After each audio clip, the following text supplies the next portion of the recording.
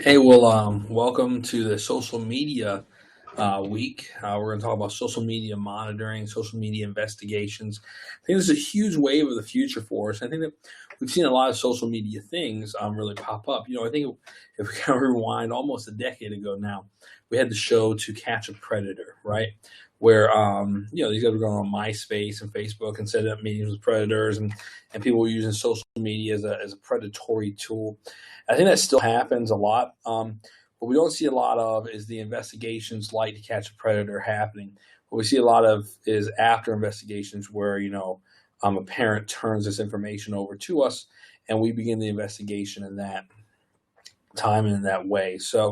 Uh, but I think that it's important to kind of know how our state policies restrict us and how we're allowed to do things. So we got a lot of pushback initially when we would set up fake Facebook accounts and then friend request people and then read the comments on there after we friend request them. And the pushback from the attorneys was, well, you're entering into a private dwelling or their private space without a warrant, and that you need a warrant to do that. And so our response to that as law enforcement was, um, yeah, but we go undercover all the time and pretend to be someone we're not to get into people's houses. Like an undercover agent doesn't have to get a warrant to walk into someone's house if they're invited to come into that person's house.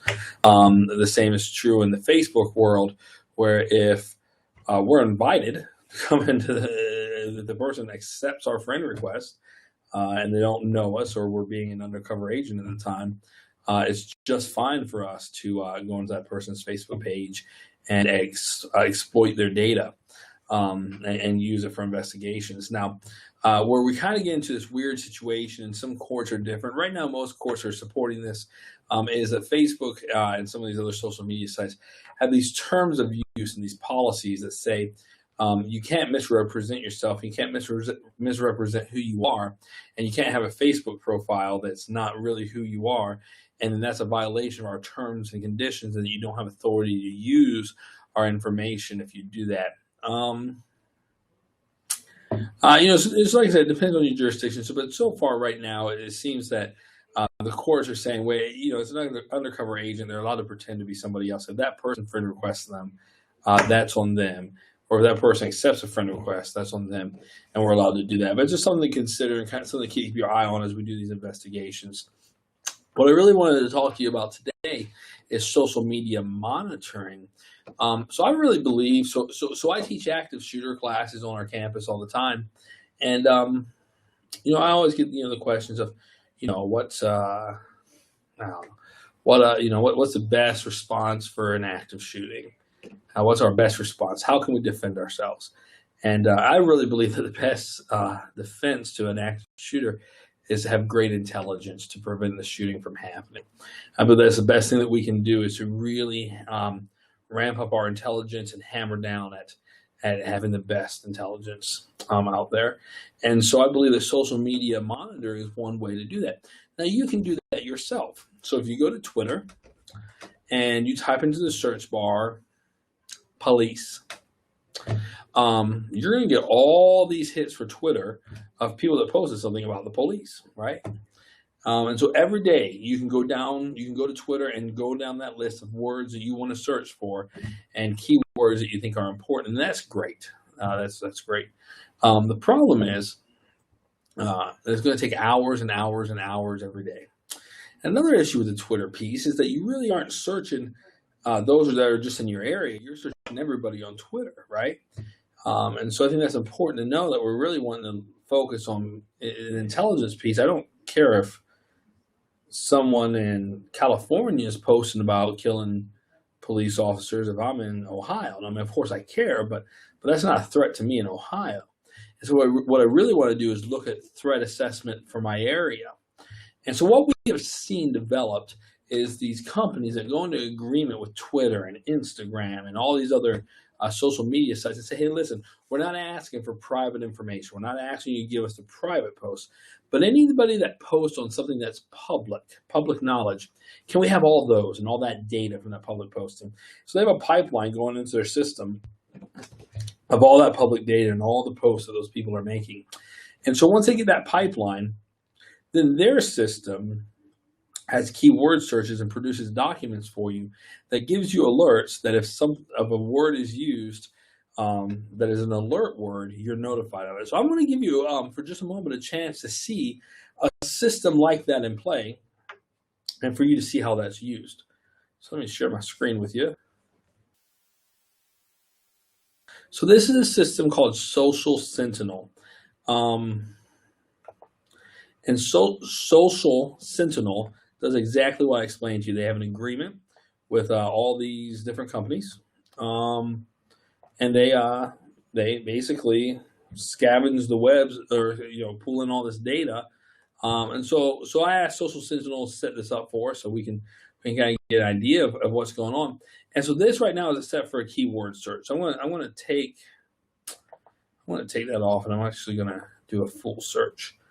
So what this is going to give us is going to give us a dump of all the key terms set up in a specific area. So let me choose a specific area of downtown Greenville. Okay, so in downtown Greenville, here are all the social media posts that are happening that are being posted public.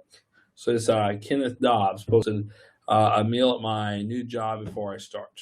And you can see his location in downtown. It actually has a longitude, latitude location where he posted that from, and the picture associated with that.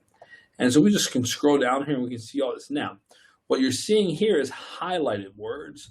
And we'll talk about some highlighted words the system is tracking, but in this case, it's the word shoot, and she's talking about her energy level. So you say, well, wait a minute, that's not really a threat. Of course it's not, but it's a keyword that we're looking for so that when we're looking at specific keywords, we're not seeing all of these posts about food. Rather, we're seeing stuff that may not apply, but that has a keyword that's important to us, and then we can brush it off and just keep going. And so you can see somebody posted a photo here. All kinds of different posts that people are just giving. Now, here's another interesting thing you can do with that. This is a geofenced area. So what we did is we set up a geofence for downtown Greenville, and we geofenced that area. Now what I can do with that geofence is I can take a map view look and see where those posts exactly are coming at from downtown Greenville. So great. So we'll click on this. And this is this video post that we saw from downtown Greenville. We can take a look at this one. Just different posts that we're getting from this area. Now, I can filter this down. And when I filter down, I can filter down by topic. So right now I have all data. See that right there? All data is coming into me. But if I take that away and I say I want to see all of my alerts that I've set up, my red alerts and tagged accounts and things like that, I can filter that. And that's going to give me those terminologies or those alerts that have specific keywords associated with it. So you can see now I'm getting specific. So look at this. Gun violence police. Mothers back Clinton's stance on gun violence police reform. Now that's not something I need to be worried about, but it's an alert because that post had those words in it. And then what I want to do is I'm going to come down here and do a geofence, go back to my map, and see where those alerts are coming from.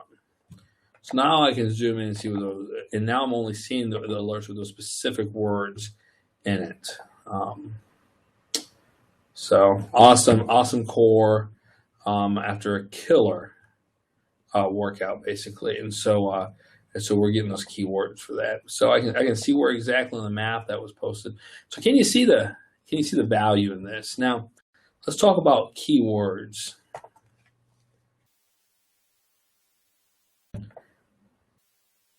Take a look at law enforcement safety.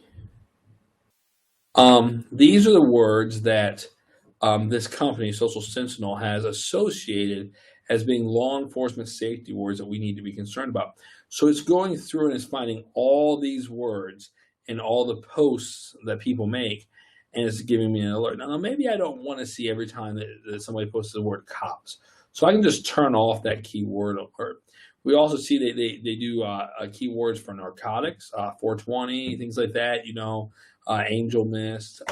We do law enforcement safety. We have alcohol. If you're trying to track alcohol use, especially if you're at a college or a high school, you can look at blocked accounts that you create, all location data, stuff like that. So you can set up specific key things that you want to focus on and that you want to hear about.